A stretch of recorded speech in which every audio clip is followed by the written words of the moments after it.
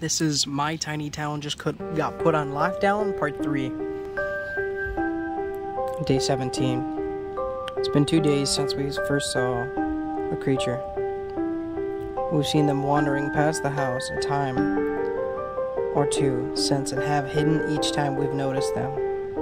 We have no new contact with our neighbors, and as our food continues to get low, we've decided that I'm going to cross our backyard and either talk to our neighbor or search their house for supplies.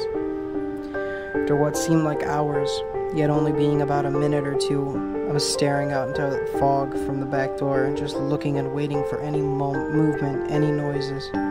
Nothing came, signaling that it was safe, or as safe as it could be for me to venture out into the fog. My journey wasn't going to be very far, out the door, down the back porch steps, maybe 30 yards to our privacy fence, then another 20 yards maybe to get to my neighbor's porch and back door. It was the best route I could think of, the one that had the most cover as well as the shortest distance. Holding a dowel rod in my hand with the biggest kitchen knife taped to the end as my only form of protection, I turned the knob. As quickly as I could, I started my trip for supplies. Crouching and moving swiftly, I made it to the fence. As I began to climb the fence, all I could think was, I really wish I had installed a much dirtier fence. I dropped down on the other side clumsily with a thud, not quite the agile ninja I once was in my early 20s. Kids, busy schedules, and general apathy had taken its toll on my body as I made my way into my early 30s. Crouched next to my neighbor's back door, whisper yelling, trying to avoid knocking for fear of making too much noise. Eric, you in there? No answer. Hey, if you don't answer me, I'm coming in. Eric, you home? Still no answer. Becoming very important, impatient, with good reason, knowing those things were still lurking about, I slowly turned the knob. Locked. Crap, I exclaimed under my breath, not wanting to break any glass or try to kick the door in for fear of causing too much noise. Suddenly I remembered that they had a door leading directly down into their basement so they could access their pool pump and filters. The only way I knew this was the fact that Grace and I had looked at the house when it was still on the market, along with quite a few other houses in town before we found ours and finally made our decision. I crept down off the porch and quietly over to the basement door and tried the handle. The knob turned and the door swung open into the house. Success. Not sure why, but at the moment, instead of going into the house, I left the door cracked open and decided to check the garage first. I snuck over to the garage door, and to my surprise, that door was unlocked as well. I walked in to find a pretty typical garage, various lawn equipment, all stored in very specific spots to make sure enough room is left to park one of their 2 vehicles inside. I searched the benches and cabinets, looking for anything that might be useful. I had kind of expected to find a freezer full of extra food similar to what my dad has, but there was no freezer. Sadly, there also wasn't much useful I could find while I was in there. I did, however, find an adult compound bow in a camel case. That's all well and good, but it's still useless unless I find... Yes! I thought and then exclaimed mid-thought as my eyes spotted a small bundle of about 10 arrows sitting in a case over in the corner of the garage. I walked over and pulled one out. No tip. Crap, I said, disappointed. I decided to grab them all anyway. Worst case, I could just sharpen the ends as they were. As I moved the case of arrows and slung it over my shoulder behind it, I saw a smaller metal box and opened it. Heck yeah. The box had a large razor blade broadheads for deer hunting in it. Now I had some form of projectile weapon to protect my family. I gathered my newfound treasures and walked back out of my neighbor's garage, dropped the bag with arrows, heads, and the bow over the fence into our backyard. I crept back to the basement door and let out a soft whine as I opened it and walked down the steps into the basement. As I got to the bottom of the steps, I heard an odd clicking, somewhat sporadic. I thought it may be the house itself creaking. Still holding my makeshift spear in my backpack, I was planning on using it to haul whatever food I could find back to our house. Thankfully, even though I couldn't find a freezer in their garage, I did find one in the basement. I walked over and pulled up the lid. It was only about half full, but it was more than enough to get us past a few more weeks, if needed as far as meat goes.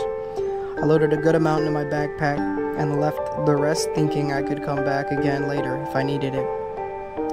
The power was still working perfectly, so I saw no problem leaving the rest of the meat safely in this working freezer. I thought I should check the rest of the house for more non-perishables and possibly some evidence that my neighbor had been out of town during the beginning of this. I walked to the steps. Up to the first floor, I noticed two very unsettling things.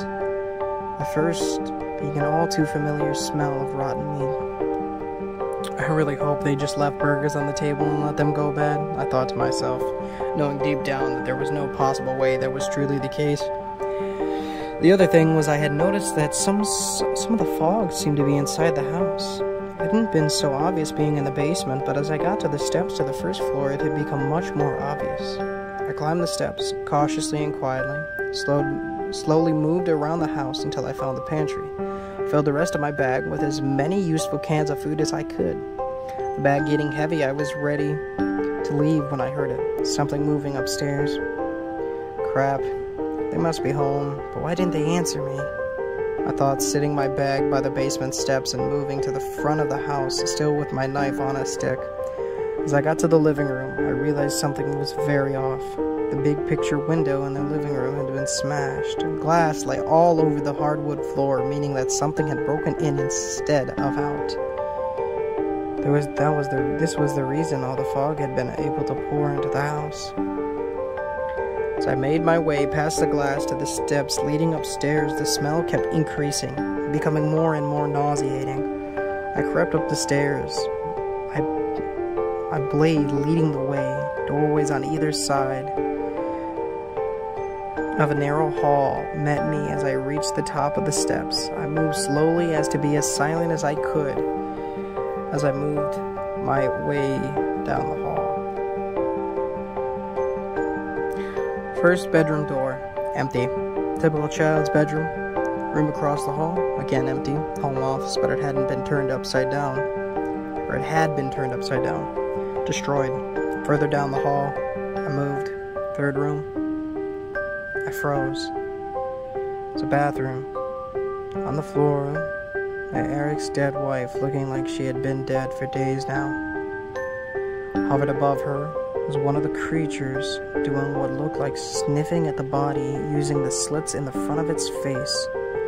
Suddenly, its pure white eyes split vertically in the middle and separated as if they were eyelids from some reptile, revealing holes in its face where before I had merely assumed that they were its eyes, simply based on where they were located on its head. From the holes came two praying mantis-like arms, reared back toward its horns and plunged into the dead body lying beneath the creature. It made its clicking noises again as it fed on the corpse. The protrusions from the front of its face must have been hollow because it looked like the creature was drinking her insides, using them like demonic flesh straws. I began to step away, and I saw the creature open the gills on its ribs and release more of the purple fog into the air. Then a floorboard creaked. The creature ripped its flesh straws out of the corpse and turned its head to me. My eyes widened. The only thought screaming through my skull were, "Oh crap!" The creature let out its piercing screech, causing my ears to hurt and my bones to vibrate. It lunged at me, dark talons flying toward my face. I fell back, raising my makeshift spear up as I fell. The creature's talons ripped into my shoulders, both front and back, as its weird hand clasped around my arm. The blade of my spear stabbed into the creature's chest, but didn't plunge very deep before the tape tore, and I was just left, holding a dowel rod. Pinned to the ground by the creature, it moved its head closer to mine and struck at me with the needles coming from its eyes. They made a thud and splinters flew up as I just had enough movement to dodge, and then they made contact with the floor behind my head. It clicked at me ominously as it reared up for another strike. The creature surprisingly wasn't very heavy, so I took that split second as it reared to move my arms and throw it back away from me. As I threw it, it tried to strike again, hitting nothing but air as I flew back. The claws ripped from my shoulder as it flew through the air away from me. It landed back on its hands and feet and immediately jumped at me again. As it came at me, I lifted my legs, making contact with its chest. It came down on my foot, bending my legs almost as if adding pressure to a spring. Just before I went to kick it away, I reached up and grabbed the handle of the knife, still half embedded in its chest. I kicked the breast away and off to the side, trying to aim it into a room, hoping to close the door behind it and run. As I kicked it away with my hand and the knife, it pulled from the beast's chest and almost made it through the door. I tried but hit sideways and dropped it on the floor just as the side of the door frame. I had just enough time to scramble to my feet as it did the same and immediately lunged at me again. I ducked just in time and slammed the knife into its ribs, just about where its gills were. This time, I buried the knife all the way in, and the creature shuddered and let out an excruciating scream, letting me know that I heard it. I didn't leave the knife in this time, and as I backed away from it, I pulled the knife with me. After I truly heard it, it seemed to slow down, its attacks being more methodic. With my other hand, I grabbed the dowel rod up off the floor, and now having a knife and a club, I felt I might actually be able to win this fight. My shoulder burned with pain from its talons having ripped through my flesh. I swung the club and backed up for a split second and lunged at me. Hold on, guys. I went back. Apologize for that, guys. God bless. Hold up. Son of a bitch. 1 second, guys. God bless. Sorry about that, guys. Random person called. I'm just going to restart from my shoulder burned with pain. My shoulder burned with pain from its talons having ripped through my flesh. I swung the club and it backed up for a split second and lunged at me as I finished my swing. I stepped and pressed myself against the wall of the hallway as an attempt to dodge, which worked for the most part, except I still caught a talon in my hip. I spun around and swung the knife blindly, thankfully making contact and chopping off one of the face needles and half of the other all in one swing. This clearly did some major damage to it because without those it seemed to lose any form of coordination. It began stumbling and tripping over its own feet. Its attacks became very sorry attempts. This made it very easy for me to lunge in and drive the knife directly into the slits in its head. As the knife drove in, the creature almost instantly went limp. As it lay on the ground, finally lifeless, its gills opened again and released a large amount of the purple fog in the air. As I saw this, I quickly made my way back downstairs, grabbed my bag, and went to the basement, past the freezer, and out the back door. I heard putting all caution about being quiet aside, tossing the bag over the fence as well as the dowel rod and knife.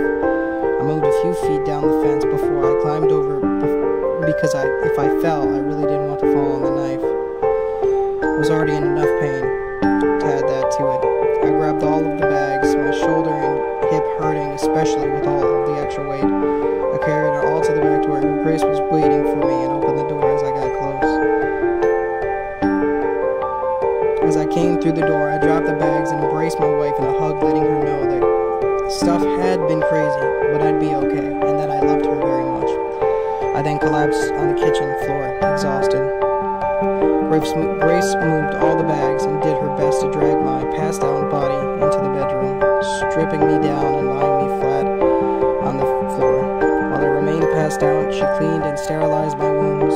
She then grabbed first aid kits from around the house in a small sewing kit. With needle and thread and a limited knowledge of how to make medical stitches, she used her phone to play a few tutorial videos on YouTube while she followed along and sewed me up as best she could. She then wrapped bandages and gauze over her work, made me comfortable, and let me sleep. I woke up in pain around midnight, forced myself to get up off the floor, looked in the mirror and the medical treatment I had received. I took some ibuprofen and made my way upstairs to the bed where my family were. I woke Grace as I walked in the room. I kissed her and told her thank you. I lied down next to her and fell back into a deep sleep. And that's it, guys. God bless you women.